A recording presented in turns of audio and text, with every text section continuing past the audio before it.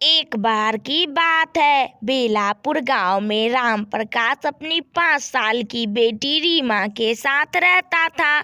छोटी सी उम्र में ही रीमा को कैंसर हो गया था। रीमा मेरी बच्ची, मैंने बहुत प्रयास किया पर कुछ भी सुधरने का नाम नहीं ले रहा है। अब ईश्वर की महिमा ईश्वर ही जाने, वही अब तुम्हारी जान की रक्षा कर सकते हैं। अब मेरे हाथ में कुछ भी नहीं है। कुछ ही दिनों के बाद कैंसर के कारण रीमा की मौत हो जाती है और उसके पिता फूट फूट कर रोने लगते हैं। इस दुनिया में रीमा के सिवा उनका और कोई भी नहीं था। एक और वाकया उसी दिन घटता है। जिस दिन रीमा की मृत्यु हुई थी, उसी दिन पास के गांव की एक मोहिनी थी, उसका भी सड़क दुर्घटना में मौत हो गया था। प्राण रहते हुए भी मोहिनी के घर वाले उसके शरीर को जला देते हैं, जिससे उसकी आत्मा भटकती रहती है और वह भटकते भटकते रीमा के शरीर में घुस जाती है। रीमा को तो मोक्ष मिल जाता है, पर मोहिनी की आत्मा अब रीमा के शरीर में घुस जाती है और रीमा फिर से जीवित हो जाती है। यह देखकर उसके घर वाले बहुत खुश होते हैं, परंतु उनको तो पता नहीं था कि इसमें तो मोहिनी की आत्मा है। इस वाकया के बाद जब रीमा घर लौट कर आती है तो वह अकेले चुपचाप कोने में बैठी रहती है, क्योंकि रीमा की तो शरीर है पर आत्मा तो मोहिनी का है। एक दिन वह और उसके पिता बाजार जा रहे थे, वह उसी जगह पर पहुंचते हैं। पता है पिताजी, कुछ दिन पहले कार दुर्घटना में मेरा यहीं पर मौत हो गया था। इस बात को सुनकर रीमा के पिता को कुछ आश्चर्य होता है, पर वह इस बात को इग्नोर कर देते हैं। बाजार में मोहिनी को अपनी पड़ोसन सिमरन दिखती है।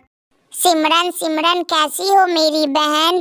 पता है मैं मोहिनी हूँ। कुछ दिन पहले जो कार एक्सीडेंट में मेरा ही मौत हो गया था और मैंने इस बच्ची की शरीर ले लिया, क्योंकि मेरे शरीर को तो जीवित में ही जला दिया गया था। मैं इधर उधर भटक ही रही हूँ। तुम कैसी हो?